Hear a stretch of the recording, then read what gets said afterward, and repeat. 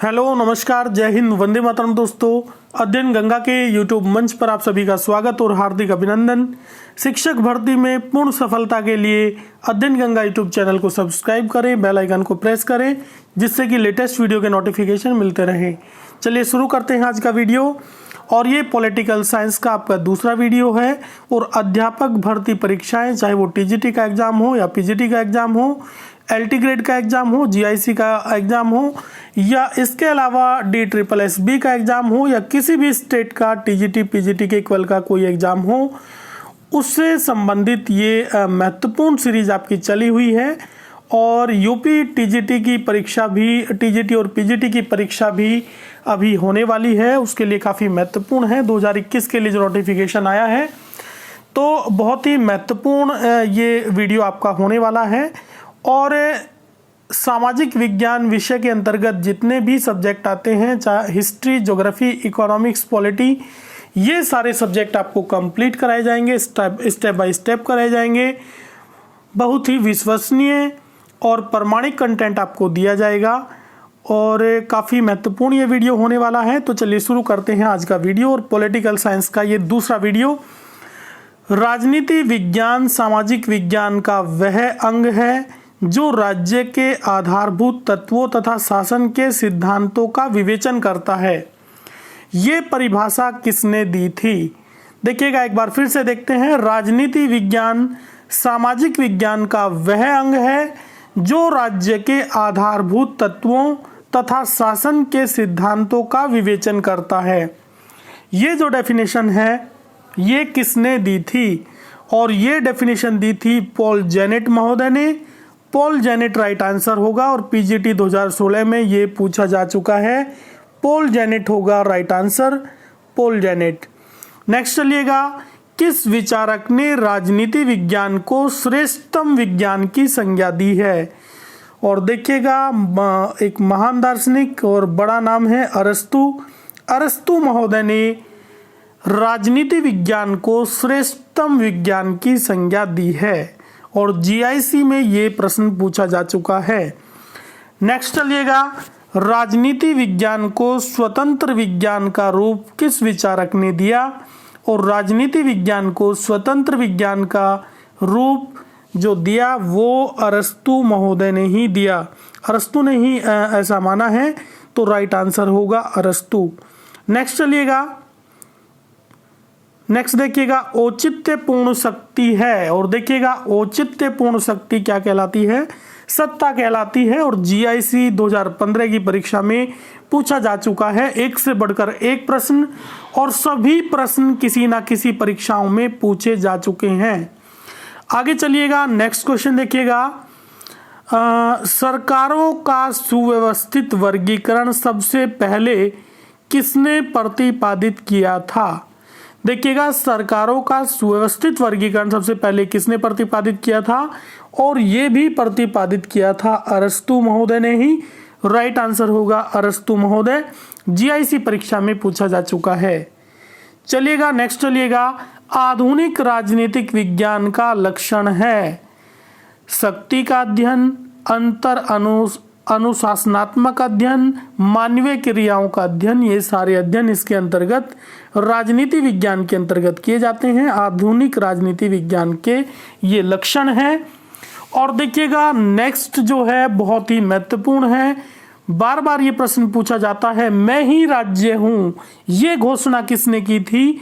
और ये लुई 14वें ने की थी, मैं ही राज्य हूं। और DSSB में पूछा जा चुका है। इसके अलावा पीजीटी की परीक्षा में ये प्रश्न पूछा जा चुका है।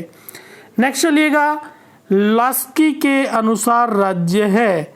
देखिएगा, लास्की महोदय के अनुसार राज्य जो है वो समाज का सेवक है। राज्य समाज का सेवक है। बहुत ही महत्वपूर्ण प्रश्न है और ये भी DSSB में पूछा जा चुका है 2014 में। इसके आगे चलिएगा, क्वेश्चन नंबर नेक्स्ट देखिएगा, आदमी एक सामाजिक प्राणी है। देखिएगा, आदमी एक सामाजिक प्राणी है, मनुष्य एक सामाजिक प्राणी है, ऐसा किसने कहा? और ये अरिस्टोटल महोदय ने कहा था। अरिस्टोटल महोदय ने ये कहा था। बहुत ही महत्वपूर्ण ये प्रश्न है और ये भी पूछा जा चुका है। 2014 में। नेक्स्ट चलिएगा, एक आदर्श राज्य की जनसंख्या प्लेटो ने कितनी निर्धारित की है। देखिएगा, प्लेटो महोदय ने एक आदर्श राज्य की जो जनसंख्या निर्धारित की है वो 5040 है। देखिएगा, 5040 व्यक्ति ये निर्धारित की है प्लेटो महोदय ने कि इतनी जनसंख्या होनी चाहिए एक आदर्श राज्य की। ऐसा राज्य आदर्श राज्य माना जाएगा जिसकी जनसंख्या 5040 होगी। नेक्स्ट चलिएगा, राजनीति विज्ञान किसकी एक शाखा है। समाज विज्ञान की एक शाखा है और बहुत ही महत्वपूर्ण ये प्रश्न है, एक से बढ़कर एक प्रश्न आपके सामने।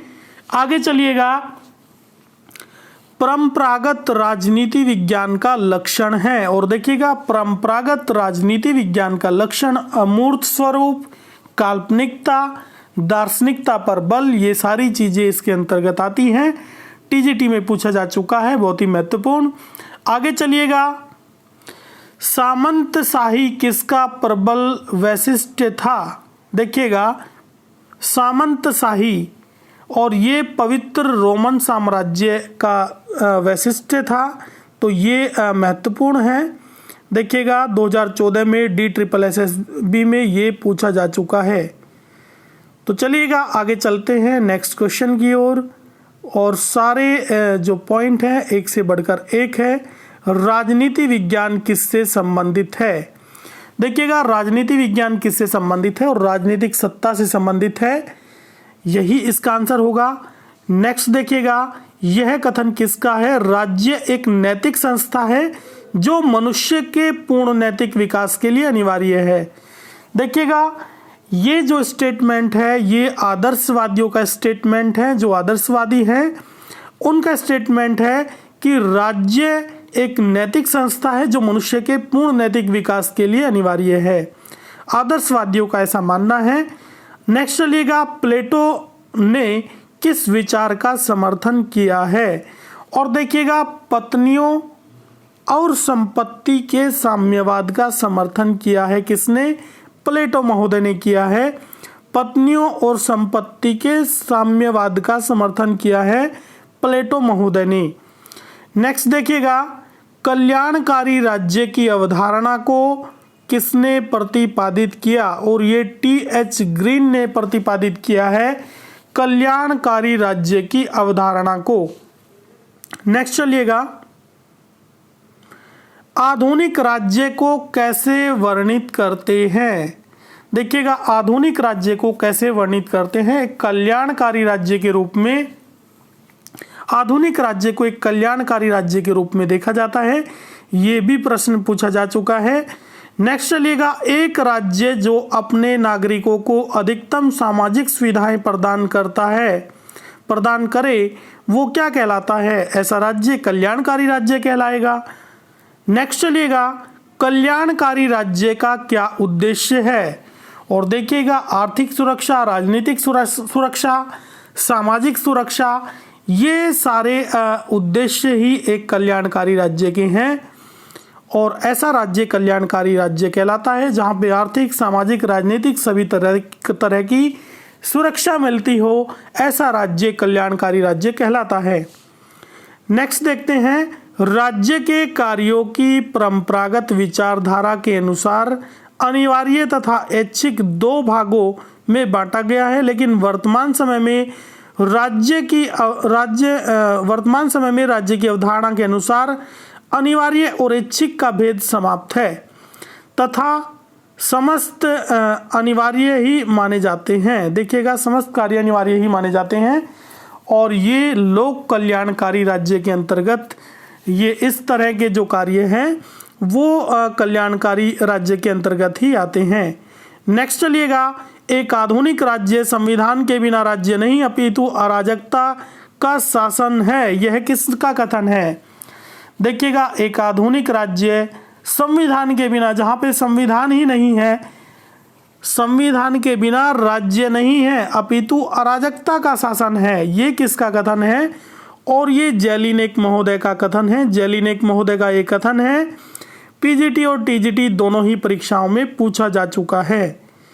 नेक्स्ट चलिएगा, किस तत्व को प्लेटो ने अधिक महत्व दिया है। और देखिएगा शुद्रा या उत्पादन, शौर्य व विवेक, इसको अधिक महत्व दिया है प्लेटो महोदय ने। नेक्स्ट चलिएगा, अरस्तु ने राज्यों और संविधान का वर्गीकरण किस प्रकार किया है? और अरस्तु महोदय ने राज्यों और संविधान का वर्गीकरण शासकों की संख्या और शासन की गुणवत्ता के आधार पर किया है। तो देखिएगा, यही आज का आपका क्लास थी। ये वीडियो आपका समाप्त हुआ। ये वीडियो आपको कैसा लगा? अगर अच्छा लगा तो लाइक ज़रूर करिएगा और अध्ययन गंगा यूट्यूब चैनल को सब्सक्राइब करें, बेल आइकन को प्रेस करें, जिससे कि लेटेस्ट वीडियो के नोटिफिकेशन मिलते रहें। पूरा वीडियो देखने के लिए बहुत बहुत धन्यवाद।